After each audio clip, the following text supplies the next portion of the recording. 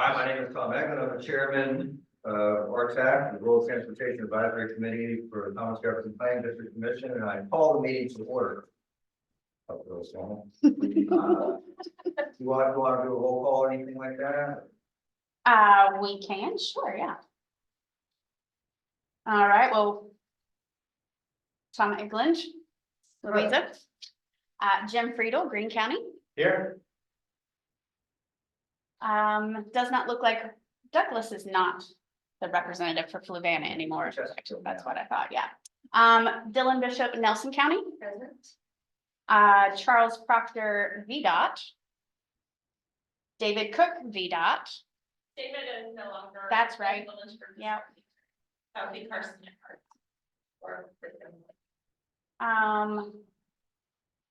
So then we have Alberic. How do you say your last name? I'm sorry. Greene from Albemarle County. And Sandy Shackelford for VDOT. We have one member of the public today, which is a rarity. Do you have anything you would like to bring to our attention? We just here to participate. Well, since you asked, I saw this morning that localities may have the ability to lower speed limits on state in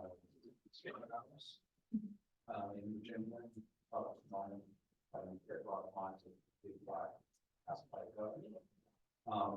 and one of the things I've been working on is dealing with transportation forward or next steps.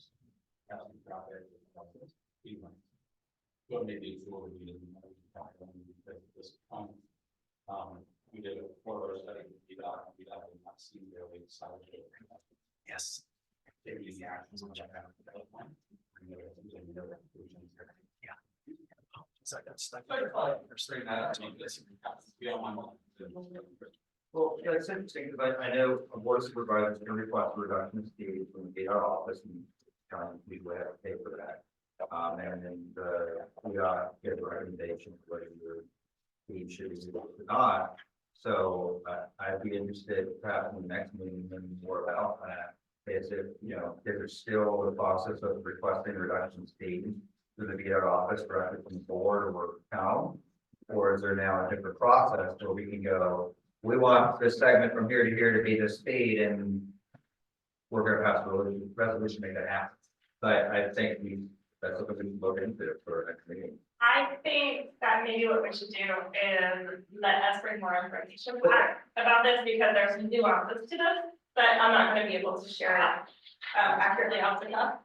I can share 16 years of experience, and typically board supervisors can make the request.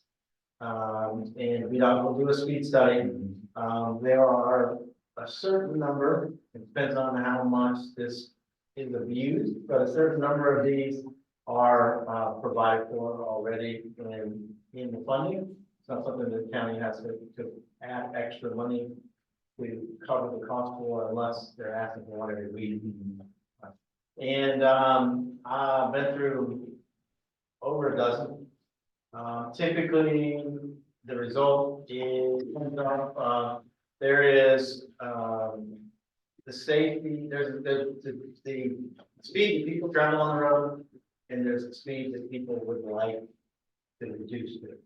And people traditionally by habit drive what they think is appropriate for the road. And then there's probably half of the population that likes to follow rules. So then if the speed limit's 55, for example, and everybody's driving 65, and you drop it to 45, now you've just made all of the accidents more severe and more dangerous. You have a large difference between people following the law and the people doing what they like. And typically the roads aren't going to, speed's not going to be reduced in those scenarios. And the majority of studies that have been done have come up with that type of scenario. Seldom have we ended up with reduced speeds, just because the key for VDOT is safety and for the community, right? But But it's never a fun thing to have to explain to a group of citizens that want to speed lower on that, but that would actually decrease safety, but. I can check that. Well, I look forward to learning more about the fine details. In a future meeting. Thank you for bringing that to our event. And I believe that's the first time anybody from the general public has spoken in class.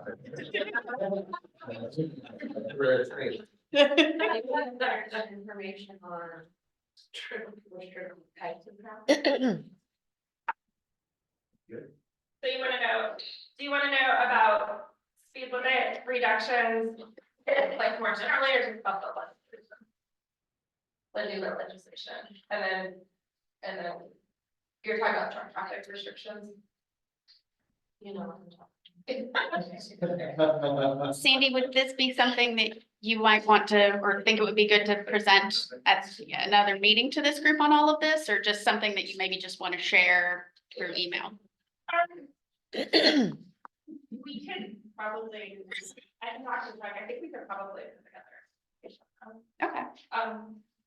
Or find somebody who. Traffic restriction, different scenario, much higher. That the resolution and would approve. Non-competitive. You know, then alternative route that work. This one you just ask and you receive, you may not like the answer, truck restriction, you have to go through the whole process of the public, hearing the litigation. Okay. We can just let them do the presentation. I like that. And I get to frame it and whatever I want, our friends and partners with you. Which I've heard worse. Within reason. All right, so. Yes, we have, can we give introductions to some of the Please. or others? Yeah. But this side of the table. Well, I'm Todd Fortune. I'm the new Director of Planning at Fluvanna County. This is my 4th week on the job. Some of you who worked at the PDC might know me when I used to work at the Commonwealth Regional Council. That was my previous employer. Well, welcome. And I'll go ahead and make the next introduction. This is Sarah Simba, who is one of our new staff members here at the TJPDC. She will be working on some transportation projects, and so we wanted her to sit in and have a chance to meet everybody here at this meeting. Thank you. I'm happy Does with- everybody at TJP associated with transportation have to have a first name to start with that? You know, that is an excellent question. It might be the current, but you know, I think we're casting a wide net and maybe gonna open up our opportunity here, make it a little more inclusive. Yeah, we joked that this was the Sarah corner now. Are you in Charlottesville or are you from? Yes, Charlottesville, Albemarle. Yeah. Well, I want to move on to the approval of the minutes. I did not see the November 28th and January 16 minutes in the packet, but I missed. This? I thought they were in there, they're rather short. And technically, since we did not, I guess, have a full quorum in January and March, those are more like meeting notes than minutes. But we definitely, if possible, would like to at least approve the November, and it certainly would not hurt, even if they're not 100% official, since we didn't have quorum for January and March, just to make sure that there weren't any noticeable, you know, mistakes or incorrect information. It appears that the Rico printer repair individual was in my office this morning, so.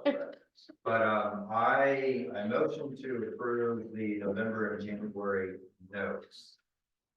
For the meetings because they weren't full forum. Did November and January. I have some comments with March, so. Okay. So can we, a motion to do the January and November, can I get a second? And all those in favor say aye. Aye. All those opposed, excellent. I motion to approve the March minutes with a slight tweak. It would appear that under VDOT with David Cook, there's a couple of questions or perhaps notation that some stuff where someone's going to listen to the minutes again, or perhaps ask David a couple of questions. So I motioned that paragraph with David Cook be sorted out. Okay. After we approve the minutes, that's okay. Second. All those in favor say aye. Aye. All those opposed? Excellent.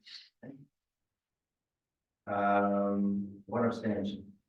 Okay, smart scale applications, unless there's something else that we want to talk about before we go on a smart scale. Who's the first presentation? I think maybe Mr. Chair, if you aren't opposed to going first. Okay, let me just pull up your info here.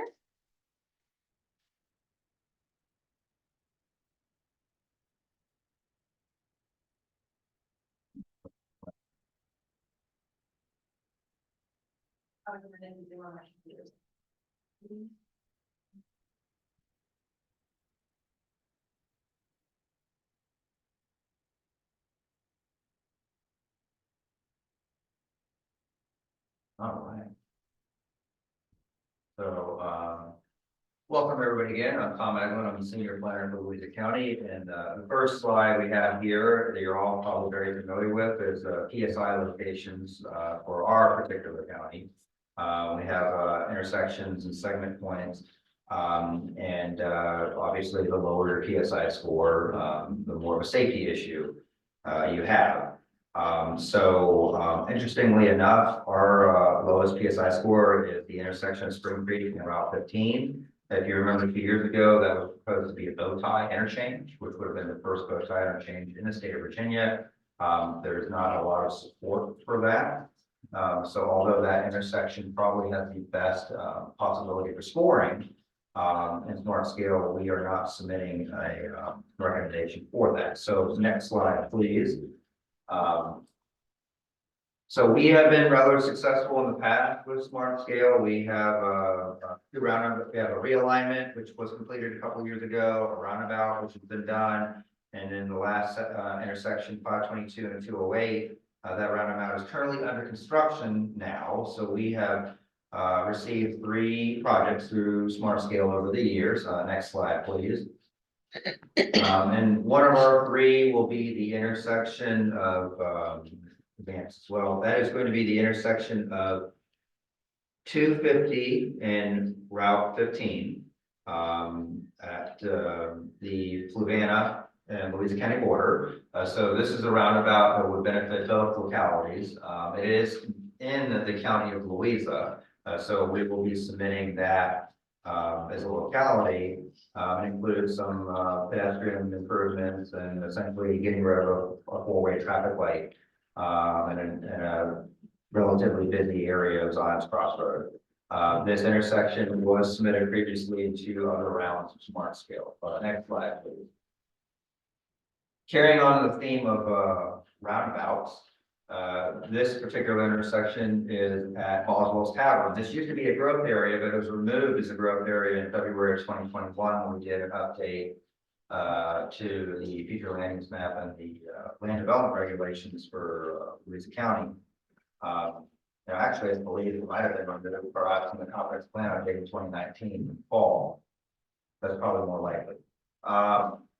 This is a 4-way traffic light currently. It has 55 miles per hour from all directions. And so you're in very rural areas coming to a traffic light. You have a lot of truck traffic on here, horse trailer traffic, transit between basically Gordonsville, Orange, Greene, further up north, down towards 64 is on Crossroad. This hadn't been really on the PSI ranking for a couple of rounds because it was originally submitted in round 1, but it's popped back up as number 48, and so we'll be submitting this as a roundabout and this around a smart scale. And then the last slide, please. This is an intersection that has been submitted in round 3, round 4, and round 5, and will be submitted again in round 6. I actually use this intersection a lot. I live in this area. So this roundabout is near the Ferncliff interchange of 64. We have a small industrial business park in this area. And this is another gateway into Fluvanna. With the intersection of 250 and 208 Courthouse Road. And right now it is a blinking traffic light. And so it's a high-speed area. It's, again, it's 55, I think, from at least 3 points coming into it. And this is an area that I can test would benefit greatly from a roundabout. In previous iterations of the concept plan, there was going to be a VDOT park and ride, but that has been removed in this round. So these are preliminary concept plans. VDOT is working on a final concept plan that we'll be submitting in July 15th for cutoff date. And I'm happy to answer any questions about all of my roundabouts. Yes, I figured Fluvanna. So the roundabout at Silent Crossroads, that's one you're planning to submit. Correct. Has Fluvanna County been made aware of this? I am uncertain, but I'm informing you today that we'll be submitting. We've done the pre-application round, obviously. Any chance I can get my hands on that pre-app? Yeah, I think we could download. Should be able to download the PDF.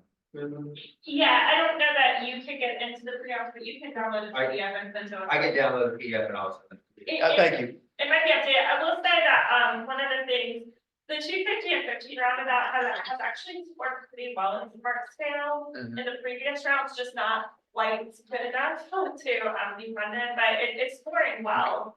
So one of the things that I just mentioned to Tom is one way that, you can potentially look at some cost savings is that there are some bicycle pedestrian improvements that are in the current draft of the design concept that could be removed because there aren't really attractions in that area. So I think the final concept that VDOT is working forward for as part of the application would be to go ahead and acquire the right of way and grade the roundabout so that there's an opportunity to install those pedestrian improvements in the crossings in the future, but that the actual improvements would not be included as part of the project itself. And that's partially to reduce the cost. Mhm. And also because there's no like attractions in that area. The other thing that I'll mention is that since the smart scale has undergone that pretty significant overhaul, the impact of land use as a scoring function has decreased significantly. And then also economic development, the way that economic development scores are being captured or being identified is often going to reduce the impact of economic development. So some of these projects that are in the more rural communities that have not been competitive in the past, but have still scored well, this could be a really good time or opportunity for them to rise up a little bit higher and get funded. Okay, so I don't know how much this matters.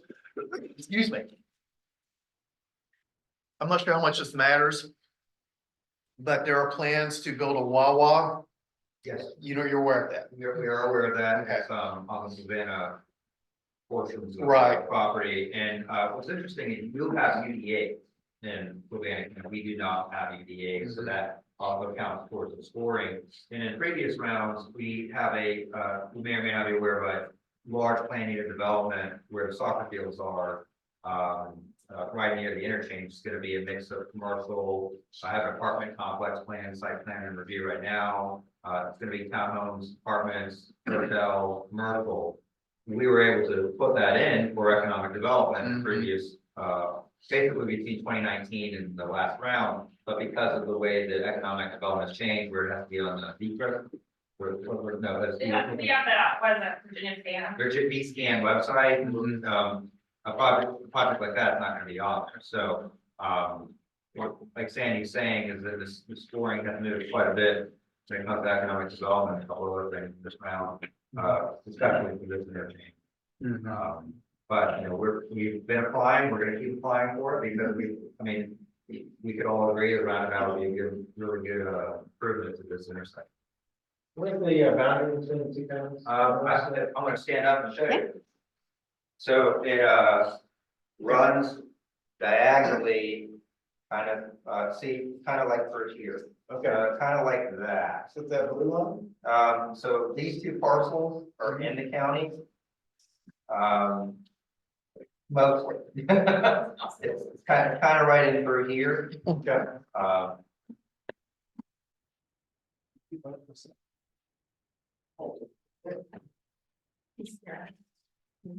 We could comfort small, but minimize that.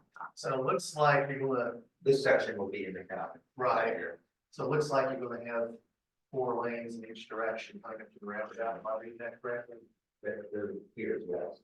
Okay, Your view at the top. So some of the construction will actually be in Fluvanna. So this segment right here. Yeah. Okay. And that is probably, the Wawa should be aware, I think that engineering team, because we had a meeting. Didn't really get it, like, with maybe the the Wawa project maybe like a year ago. yeah, I'm not sure, I actually had a meeting, a brief conversation with our community development director a few days ago. We're actually meeting she's gonna bring me up to speed on all her projects, and I'm sure Wawa is gonna come up. But yeah, I'd be happy to get you a copy of our application.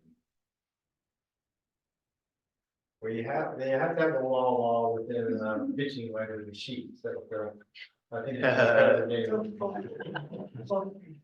you go. But that's all I have for Louisa. Right, who would like to go next?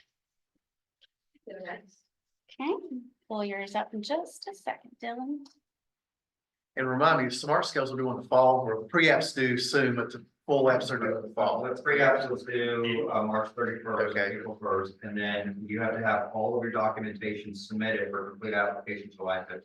Okay, I'm confusing that with the transportation alternatives. Yeah. Okay. Take us away.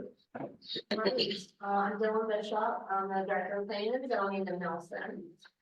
And typically in the past, the planning district commission has submitted on our behalf on the technical. Next slide. So a couple of big projects we've had going on the last couple of years. VDOT completed their Route 151 corridor improvement study in 2023. Their last one was done in 2013. And we adopted our comprehensive plan, our 2042 comprehensive plan was adopted in April of this year.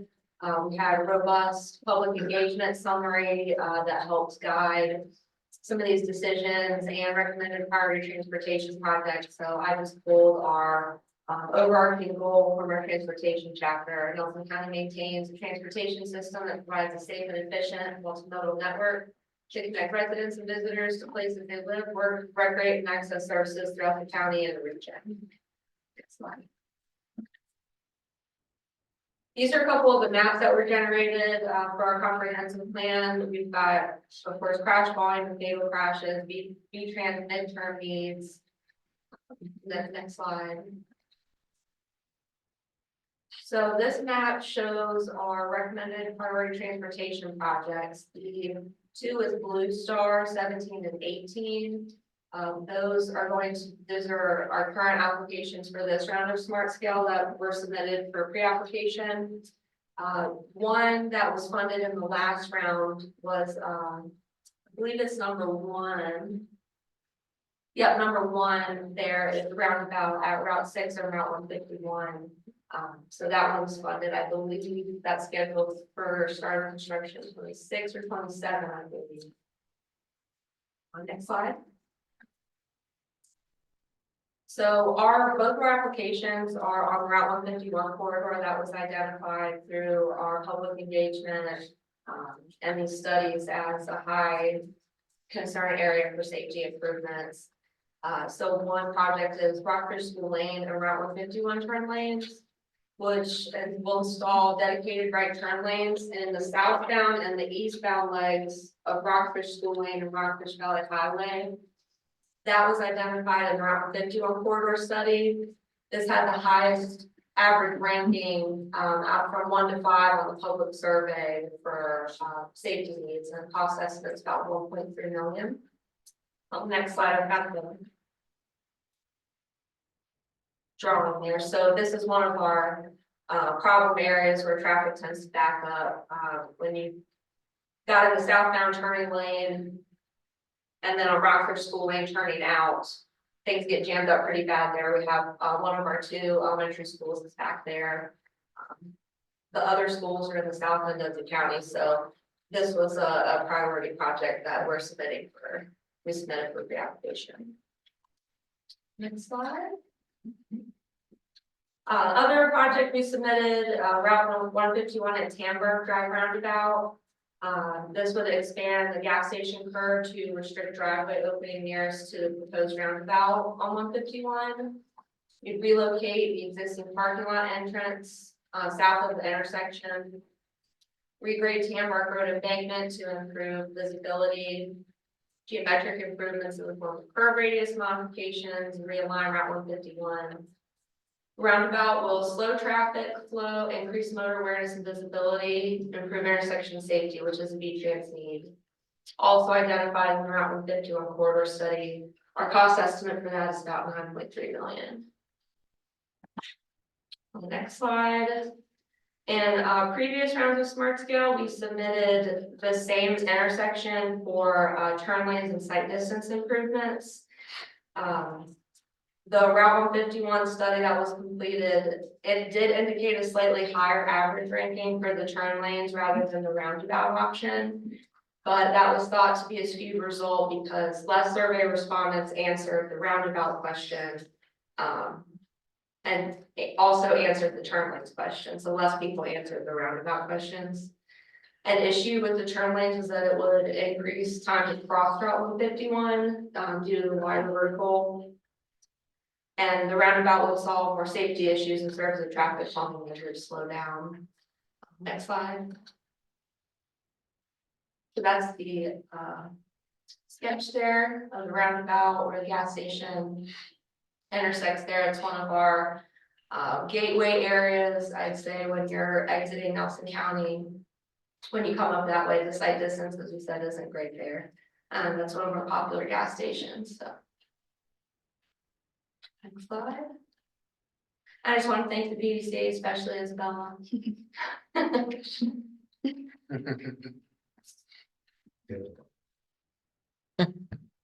Who else would like to present their Smart Scale project? I was gonna say, I have a couple of images from Jim here. Let me. Show and tell.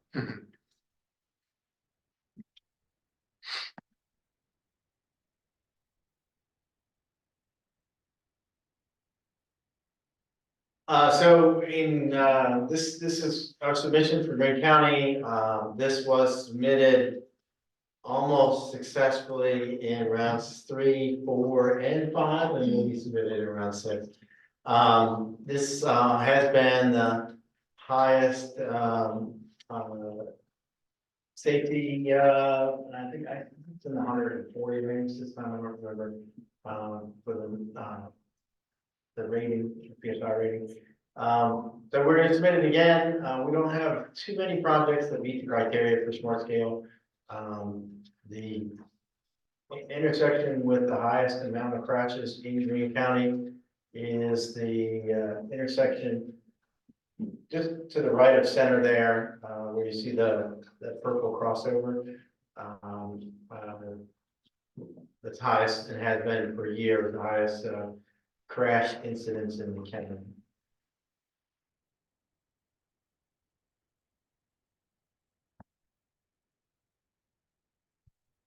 What are your boys appeal back? I think it's in the 140s. I don't know off the top of my head. Yeah. It's kind of bounced around, plus or minus. The other one, if we don't find it, but I have them too. I was like, I have it here somewhere. the other one is in front of a commercial area with the senior residential district behind it, and have 2 fatalities there. There are 2 higher crash incidents, intersections for Greene County. It would close 2 full crossovers and have U-turn movements on the far end, the east and west end. So, so it would hopefully lessen the, well, it definitely mathematically lessens the conflicting traffic movements. And the movements that remain are usually sideswipe incidents instead of broadside and head-on collision. So that one we've submitted now. This would be the second year for some of them, we did round 5, round 6. Yeah, it's relatively expensive project for, fact, we're closing 2 crossovers and utilizing the existing turn lanes and doing a little bit of bump out, it's still pushing in the $88 million range or so. So I'm super excited to hear from Sandy that rural communities will have, because I've never heard that from VDOT before in anything grounds, that we'll have, they've tweaked the scores to really help out our rural counties. And we have such a bigger chance of. That was a common complaint from Planning District 14, because that's totally rural and we were always at a disadvantage. Well, and I mean, let's face it, we're gonna be at a disadvantage. There's more accidents, more traffic in the urban areas. In Virginia, no offense to VDOT, it's more political than anything else. We haven't funded roads in decades. So, well, there's more people, more traffic, and we all have the same neglect on the roads as far as some of the safety things, because there's not been funding. We're gonna be at the bottom of the list. That's just the way it is. And just to puts this to bed, the PSI intersection for the US 29 corridor, was number 47. Okay. So it was pretty high, actually, US 35. And then for, the 33 corridor improvement, number 84. What is your speed?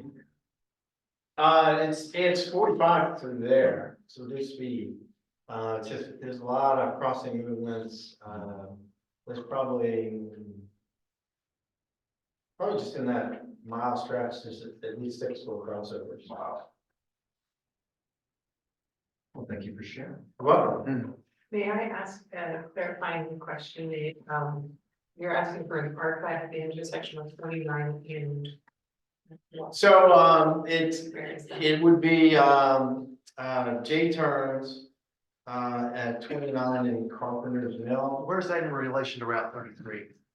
south of Route 33, just south of Route 33. So, and then there would be, U-turn movements at the northern end, down Commerce Drive and up north, doesn't have the existing place now, would be a new U-turn movement. Thank you. Who else would like to do show and tell today? I can tell, I did not prepare, sure it's misunderstood, but I can, if we have him here, or I can bring him up, I'm happy to talk about that. Apologies. They might not, I haven't done the Yeah, the sketches are the things that are most important, but we have 3 for the county and 3 for the MPO, sorry for taking. From the slots, but the one for the MPO, is a pan ops improvement package, which is just east of the city, so that would be improving a lot of, that'll be improving 2 intersections. One would be, well, thank you, I should start from here, perfect. Thank you, Sandy. Yeah. Okay.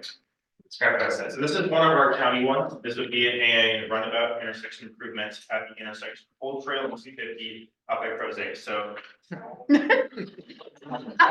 Crazy. So right down here is West Albemarle High School. Up here is the Old Trail development and kind of downtown Prose. That way the interchange is, or the interstate is this way. So this would be looking at a roundabout improvement, hybrid roundabout, there's 2 lanes going in there, and then also having better pedestrian crossings on the north leg and the east leg for students walking from Old Trail to the high school. Additionally, we're gonna have, or VDOT, for us, hopefully a shared use path that will extend on the north part, that'll connect to, that's over there is Henley Middle School, I believe it's for elementary school, but Henley Middle School and elementary school over there. And so we'll have a connection for students to be able to walk that way through there, and also people in general to have that. So this is a resubmission, we submitted it last year, it was not funded, but we got close from what I understand, and we're hoping that this year we are going to get funded for that. This is a new drawing. This one is really interesting. So this one comes from a RIO corridor plan that was about 2 years ago, looking at the RIO road from 29 going down to the city. And one of the improvements that's recommended in that plan was for, it was called a peanut roundabout, also for a dumbbell and a whole bunch of other things. No, it's one intersection. It was a kidney bean at one point. Kidney bean, yeah, it's Oh. many legumes. But essentially how it works is they're in the intersection of, Old Brook and Northfield are about 500 feet apart, which are two sequential intersections, which is not standard, it's not safe. It causes a lot of congestion and crashes, so the idea here is to combine it into one mega peanut bean dumbbell roundabout. And make it hybrid, and it also improves a lot of pedestrian crossings here, so you have crossings at each of the legs. It would slow some of the traffic down going through here. And also it's part of our, I guess, urban vision for the whole Ride corridor, so this is one of the projects out there. There's still a lot of changes in design going on, so I'm sure this will change in the next few months. But this is the idea of it, and I don't think we have another peanut roundabout in Virginia.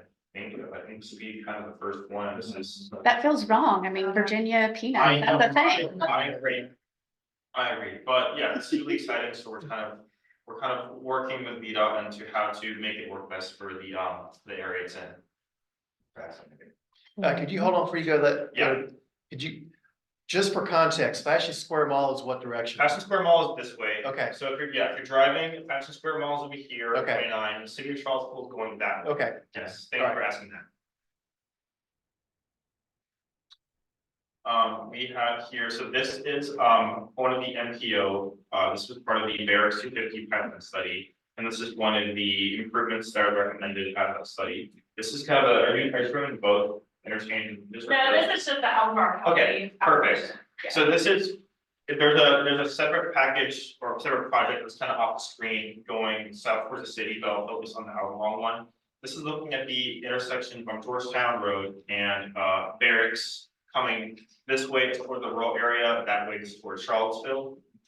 It would turn this intersection into a roundabout, and then there would be over here with the interchange of 250 and 29, there'd be another bow tie or double roundabout and interchange intersection here. So the idea of it is that you would, or we are going to close the median breaks along Barracks here, so that people would have to, leaving out of here, that would be this, to make that movement. So the idea there is to reduce the amount of conflict points and to make sure that everyone, there's better operations. And then we're gonna have also transit stop crossing Surrey, which is right over here, trying to stop right over there about.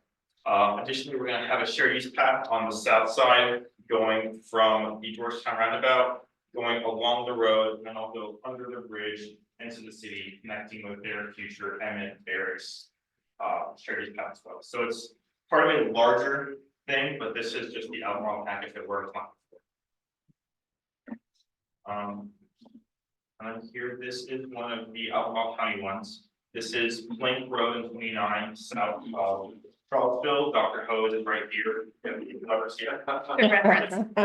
Thank you for clarifying. Yes, and then Plank Road, Batesville is that direction for reference as well. Here, this would be looking to install some arc cuts. We'd have one here, one at Plank and 29, and one over here. We have a lot of crashes here. This is a, I forget the PSI number exactly. It's right there, yeah. So it's fairly high crash number, and the crashes we get there are severe because you have high speeds and the left turn movement that people want to go about their hose. So this would look to reduce the amount of serious crashes and make that intersection perform better. So we have a lot of potential people who are worried about making those movements. What's the public perception like on that? For the arc cuts, I haven't heard too much negative for the arc cuts because they're starting to become a little more common, and I think people are aware that we do need to have a lot more safety here. So I've not heard a lot of negative comments, but We had submitted, or, did you see that last year? Did you see that one? It was at Front Street and about 29 for an arc cut there, and the public perception on that was pretty negative, so. We put that one in the back one now. there was one intersection, we don't think county that there was public. Great though. Free mail, Yeah. people did not enjoy that one. 29 corridor.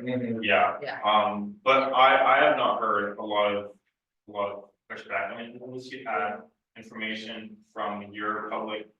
No, I that think- we're not aware. I think this is a different context because it's, I mean, there's a one development in the corner, but the rest of it, like, it's not a signalized intersection right now. There's not like, there's not a lot generating on like the side roads. Yeah, this is a newly paved rural rustic road actually, so it's Yeah. a very, very low volume anyway. And then Plank Road is fairly high volume, but we might be getting a truck restriction on this part of Plank Road anyway, so you might have less trucks making movements out of here as well. And then, yeah, the road over here, or the arc over here is, there's no road up there, so it's mostly focusing on this intersection as well as Sutton Road, but this is the main focus of the main process. I guess next, please, thank you. I think that's it for Albemarle. Okay. We don't have that new. Oh, the MPOs, yeah, but the MPOs are, just want to know, the Fifth Street and 64 is the MPO, and then Freedom Impact and Cantons. That's what we have, and thank you for providing, presentation. Thank you. Albert, I think we're gonna need to see some ID since the security alarm popped up as soon as you started speaking. Here's my bag right here. Oh, my God. brother. Does anybody else like to do show and tell for smart scale? I checked with my staff, where I'm not aware of any smart scale from Fluvanna County this time around. Well, this is a friendly reminder that my birthday is July 16th, which is the next meeting. So why am I telling everybody my birthday is July 16th? Because July 15th is cutoff date for smart scale. Okay, so just remember, now you won't forget. Yeah. July 15th is cutoff day, which means you have to get your resolutions of support from your elected officials, if you've not done so already. And I also look forward to spending RTAC. You're leading RTAC on my birthday, here, so that's exciting. Well, And then thanks, for the adding- gift of our presence. Yes, yes. Adding to that, Tom, the TJPDC commission will have a resolution before them in their first Thursday of the month meeting with all of the projects within the planning district that we will then immediately forward to you all for your final applications. Excellent. Thank you. And I will be certainly back. Okay, since we don't have any other things to talk about with smart scale, and now you won't forget July 15th, turn-in date. Are there any other items we want to discuss before we go to members of the public? What about topics for next? Yes, always topics. Yes, roundtable. Yeah. Thank you. Would you like to kick this off, roundtable? Sure. Yeah, in Nelson. Our big project. Pretty much. We got the comp plan adopted, which is huge. Congrats. And I think everyone's excited, but also nervous to go into phase 2, which is our zoning and subdivision ordinance. So we're looking at kicking that off in July. And then the next 2 years from now, less than we on. And I'll live in phase 3. Great. You use the same, but they. We are. Okay. Cool. Thank you. As you may or may not be aware, Louisa County, we unfortunately lost our director of community development to County Goodman. I should have an update formally for you in the next meeting of changes in staffing. Things have not slowed down in Louisa County. We're looking at adjusting the solar cap. We're looking at adjusting our technology overlay district. So those two items will be going to either planning commission or board of supervisors in the next month. Your standard zoning CUP here and there for different things. So I should have a lot more news, I think, in July. I'll add, our first utility scale application comes. Congratulations, you are more than welcome to call me at any point. Andy Wade has been to. He is excellent when it comes to the number of countries. You are welcome. So yes, if you have questions about financials, feel free to touch base with me. I can get you in touch with my development director, Andy Wade. He's a great resource. And then if you again have any questions about solar, I am happy to tell you all the things I wish I had done 6 years ago. So, again, I should have more planning related news hopefully for you in the next week. As far as VDOT, I just want to remind everybody, there should be full application training on June 4th. So if you haven't registered yet or seen that email come through, I have already registered. great, make sure you do that. I think all the screenings of the applications should be completed by the end of this month, hopefully, so, hopefully this will streamline sort of the development of the final application, but we'll be working with everybody. The other thing I just wanted to mention is that in June, the Commonwealth Transportation Board will be, approving the 6-year improvement program. So that's going to include approvals for any new funding awards that are being recommended as far as revenue sharing and implementation. Can I add back on that? That's reminding me, July 1st is when we get all our new laws. It might be a good idea if there's anything transportation related that we have an update on whatever item that is. That comes out. Not particularly tracking too much, but. Okay. And then tangentially related to that, the law related to virtual meeting participation has changed. So instead of up to 25%, it can be up to 50%. Part of that law does require that public bodies then review that and reapprove their policy annually. So it's not just you approve it once and then it holds. Every year you have to update. So coming before this body in the first meeting after the start of the fiscal year will be an amended policy for your review. We could take turns. If we're up to 50%, who comes? You could absolutely schedule to have some of them virtual tonight. Cindy, they're actually gonna lead some pre-application round this year, correct? In So- theory. So what yeah, in theory they could. I think all of the applications in the Culpeper district, I can't speak for Nelson, but met all of their dates. So you shouldn't be weeded out if you are something went wrong and let us know. But I mentioned this in the MPO meeting as well. You might get, I don't know what the screening feedback is going to be when you get your applications. Some of them might have some minor issues or major issues flagged. But those are, we have like a database where we can see what the reason is for those changes, and all of those are things that we are aware of that we have been discussed. So it just makes us know that we need to make sure that we address it. So the instructions imply that they would be kind of looking to see if they met enough key criteria to be a valid application. They're not gonna be as strict this year.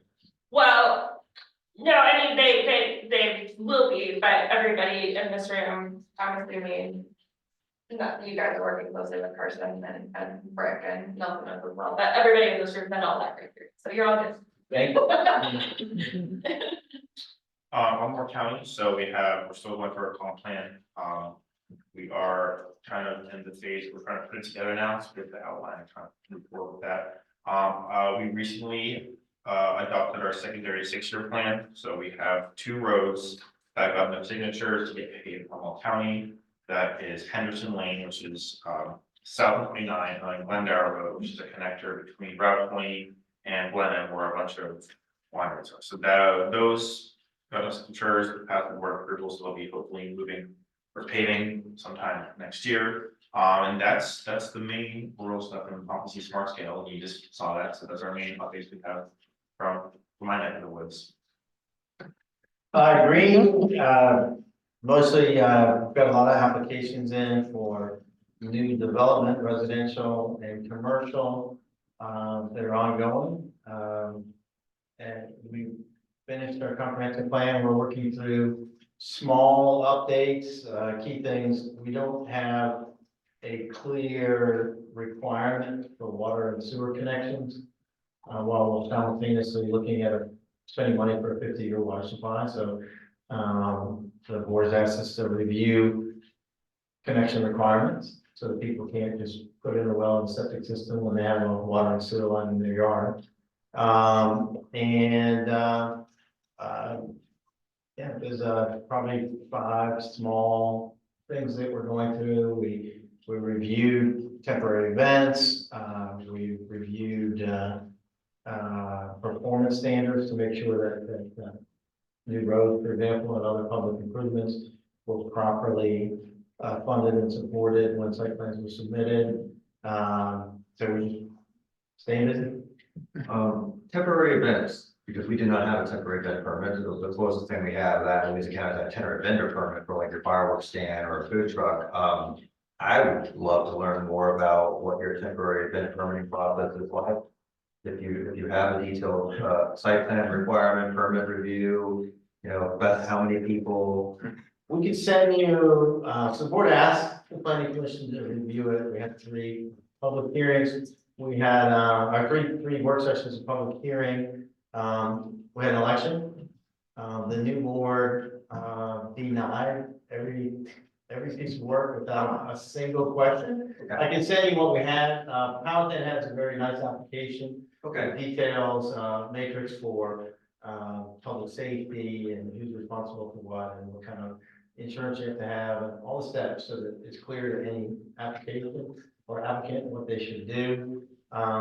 The board didn't ask any questions. They weren't able to learn that the county code section, which of course we don't enforce through planning and zoning, only apply to music festivals. So, so at this moment, we really don't have, we have a very vague, temporary events ordinance, but it doesn't have any teeth to it. Thank you for sharing. Move me on that too. I can do what I have. Yeah, I'm happy to say we send you the Actually, include recommendations and the staff. report. include me on that too, if you don't mind. Yeah. If it's something that everyone is interested in, Jim, would you be willing to do a presentation here with it? Happy to. Okay. We're looking for topics. I mean, if it sounds like everyone really wants it, I mean, I think why not? Of VDOT too, because the bigger the event, the type of event Sure. might require, ingress, egress, and permits from VDOT. I would love to have it as a topic on the meeting, sure.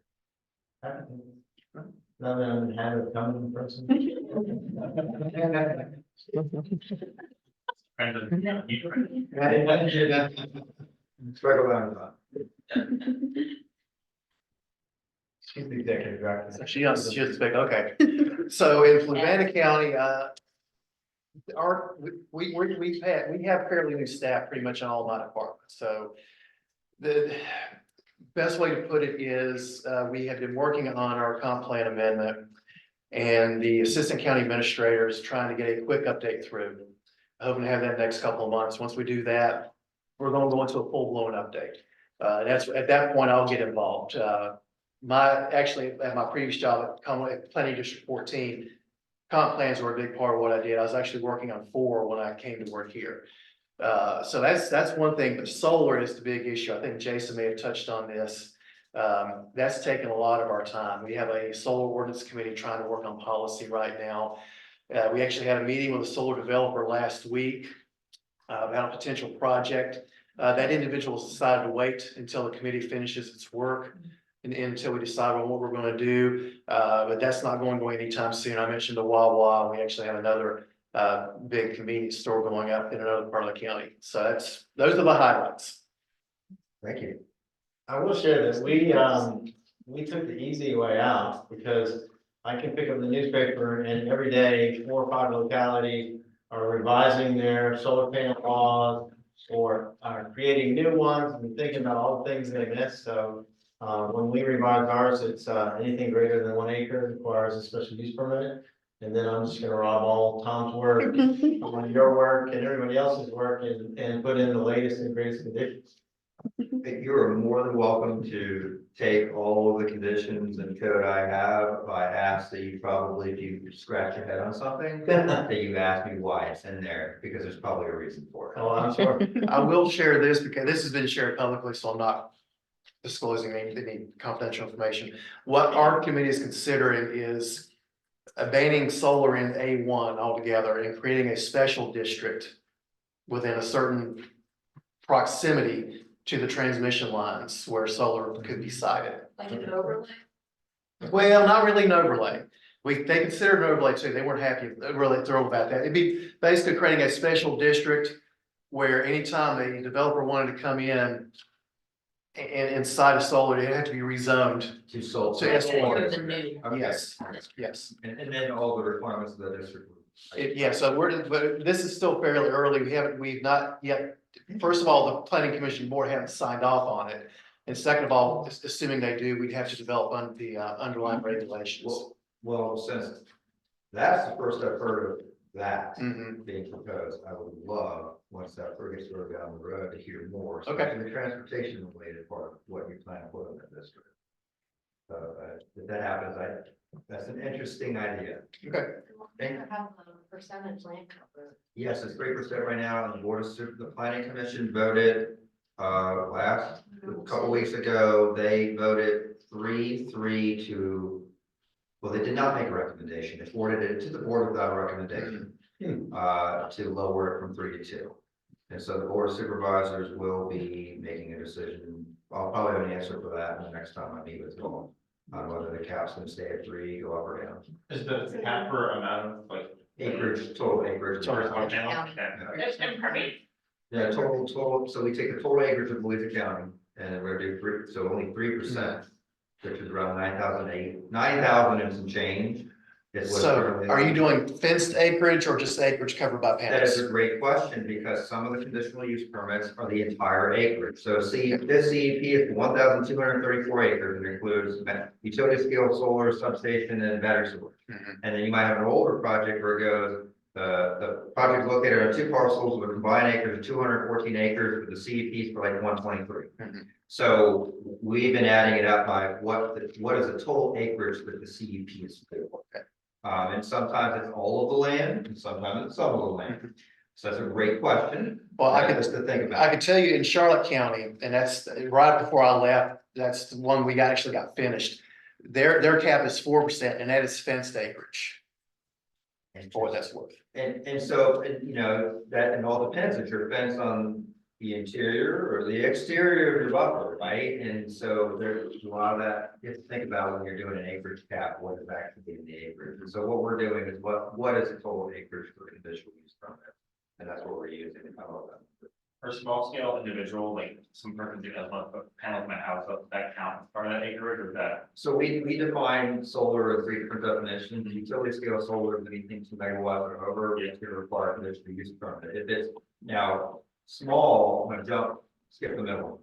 Small, it was 15 kilowatts, but we found out people wanted more. So if it's 30 kilowatts and it's on a roof, it's a building permit.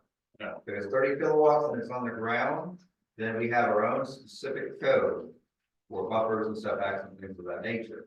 And then. But it's not a special use permit for that. No, so it would be administrative review. So we have the zoning administrator reviews 30 kilowatts and less that is ground mounted on a case by case basis by doing the site visit to determine the appropriate vegetation and setbacks based off. So kind of like the district of some sort, but not really, it's just defined in that definition. But yeah, it's a much easier permitting process for 30 kilowatts or less. Okay. If you're over 30 kilowatts, you're looking at basically a conditional use permit. Okay. If it's ground mount. And that over 3, that starts kind of for the 3% of acreage, is that understand correctly? Yes, so anything that requires a conditional use permit will put into full acre count. We don't have anything that's under 2 megawatts. Okay. So actually, I take that back. I don't think we have anything under 11 megawatts. Don't quote me on Yeah, that. that's big. Somehow you make solar sound very interesting, so kudos to you on that. Find a necessity. Maybe right now in this conversation. If you haven't figured out, he hasn't said that Tom's very knowledgeable about this. He actually gave several defined as greater than few, but less than many presentations across the state about this very topic. Is very knowledgeable and has a lot of good input. You're too kind, sir. And what's interesting, why it comes up in this formula is transportation is a huge component of that. There's probably, it's one of the biggest issues when you have a building for the public. Because transportation is impacted in more ways than you think of. Well, thank you, sir. Appreciate it. And yes, happy to answer any solar questions at any time. Very good, thank you. What does the TJPDC have? So I'll just do a couple quick ones. First, put on my RideShare hat. We are finishing up our CAP strategic plan, that stands for Commuter Assistance Program, which they have all over the state, and that's what RideShare is classified under. We also assisted VDOT with the annual park and ride inventory. We do that quarterly here. And then with some of the specifically the VDOT owned lots, they ask for an annual inventory that's a little more extensive than what we do. You know, we count lights and look at drainage, which I don't really understand and make my best guesses on, all kinds of things. So we had that completed in April. March and April is when that happened. Just now back to RTAC staff, like Christine mentioned, in the July meeting, we will be looking at the virtual meeting policy for this group. And then we will also have election of officers according to the bylaws. So something to keep in mind. I probably shouldn't have told y'all that. Now no one will show up in July so that we can't elect everybody. Have to.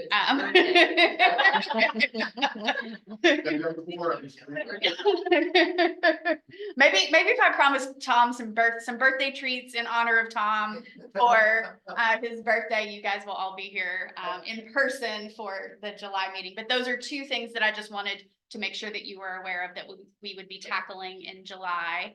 And as always, topics that you are interested in, please, you know, I know we covered a couple today that I wrote down, but if you think of some, please feel free to shoot me an email and we will make sure that we are getting you guys the information that you are most interested in or want to hear about. I have a recommended topic, actually, as a follow-up from the LUPEC meeting that Sandy helped us schedule before she moved on to VDOT. But Christine Fix from the Virginia Passenger Rail Authority did a really interesting presentation. And same with Taylor Holden from VRPT came and talked about the Commonwealth Corridor. And it might be a little less relevant to our day-to-day transportation planning, but zooming out and looking at the plans that the state is coming up with for passenger rail was actually really interesting. So if you guys have interested in that, we can ask her to redo her presentation. I would love that because I believe the Buckingham Ranch line of CSX is now by the state, and I would love to learn about what their plans are. Okay. I've heard, read, but that would be great. Yeah. I love And trains. Greene, we're excited about anything that has to do with rail. Yeah, we love anything rail. We're excited about the whole thing. It's what I said, but it may not be relevant. I'd also like to know about any interior base type projects.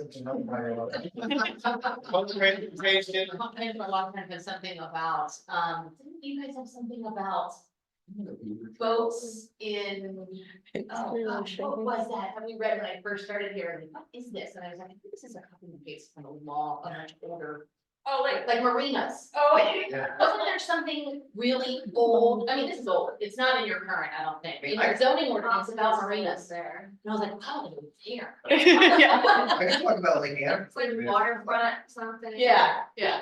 It's tough. It's like talking rail in Greene. Yeah. But if you guys are interested, depending on where that timing falls, we can reach out and see if they're willing to come. you have to do that the same day that Jim does his temporary event presentation so that he comes. Yeah.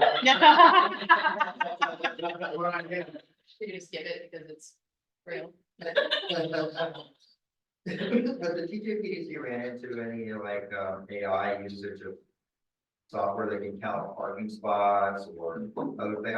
I'm just curious in your day-to-day, have you had vendors or seen American Finance Association webinar with the use of AI? I don't know about AI, but the place where that probably occurs is at commercial truck stops.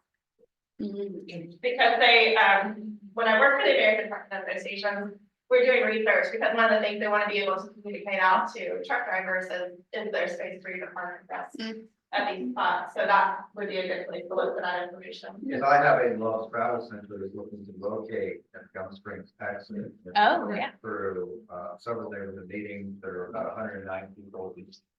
independent. If we have something truck stop related, and I know that, but I know it's very little, but right now, but I would like to hear anything truck stop related that I could use. Right, I mean, yeah, I'll make that even better. Let me start out there. I would like some information if possible from VDOT on the rest stops on 64. What are those designed for capacity? Is there a desire to expand them in the future? Does VDOT have a desire throughout the state to address a national issue, which is the queuing of trucks on long roadways? So let me get into something where all of us can participate. That's good. Something along those lines, and that would help me with my research and what I'm doing. And we're pretty interested in anything, but rest of the working group. Yeah. We specifically talking about oil town or? I'd like to learn, I would, if there is somebody within the state, within VDOT, that is kind of an expert on the future development or what we've done on rest stops, especially those that have a trucking RV spaces on them. I think it'd be really interesting to hear from them and how that division of VDOT goes about maintaining, expanding, and putting in new locations. New locations often be very great, but I think that'd be a very interesting topic, especially for those of us that have 64, we got other 81. Yeah. I hope that they We have two, there were never, there are two like huge areas. I don't know whether they're gonna be wave scales, or where they're gonna be rest areas, or what they're gonna be. But I would love to ask that person to find somebody what the plan for those two areas on 64 and Louisa would be. Because the last time it was used is during the blizzard. For the snowstorm we had a few years ago, and that was a staging area for removing all the debris off 64. And they put it there and then mulched it in that area. Yeah, trucks, that'd be interesting. See, it's very well captured. Trains, trucks, let's cover it all. Well, and since you brought up AI, that's what I did name, the Rural Planning Caucus, which some we're all getting familiar with. Registration's opening soon. It will be at Mountain Lake Lodge again, and the topics are gonna be on AI, rural transportation, rails to trail, VDOT funding, zoning enforcement. So we're working on the agenda now, but those are some of the confirmed topics. So you just opened the door for me, since I'm not a member yet of that caucus. This is the way I'm going. Would you like to give a presentation of all the things you learned? I'm actually on the executive committee of the caucus, so I've been going for 5 years, and I'd be glad to. Do a recap. Yeah. Just volunteer you. We just did a strategic plan as well that will be adopted at the conference this year. Okay. This is the 45th annual Wow, conference, that's awesome. so kind of moving into the next generation. And when is this conference? It's in October, I think it's gonna do the 18th. And you said registration is open? It will be open soon. Okay. Okay, interesting. Yeah, I'm not sure if I'll be going. I have a scheduling conflict with our board meeting that week. Always a planner, you know, the schedule all the way out. Right. It's be a third Wednesday. Third Wednesday. We've come up with lots of great ideas. Thank you, everyone. This is very helpful. Is anybody that is Carson who's joined us online, anything you'd like to add? No pressure. Before we wrap up. I think you guys covered everything. Thank you for having me here. Thanks, Parker. Hey, Carson, send Rick Youngblood my regards, please. Copy that. He's one of the speakers of the world. Rick and I go back at least 15 years. Awesome. Yeah. Is there anything that the public would like to add? We would like to thank you for participating and being the first speaker in 6 years. I'll put it on my resume. And come back next meeting because there might be birthday treats. On my calendar. Well, that's, there's anything else to add before we motion for So. second? All those in favor say aye. Aye. All those opposed? I assume I have to vote. Thank you. Okay. That was good.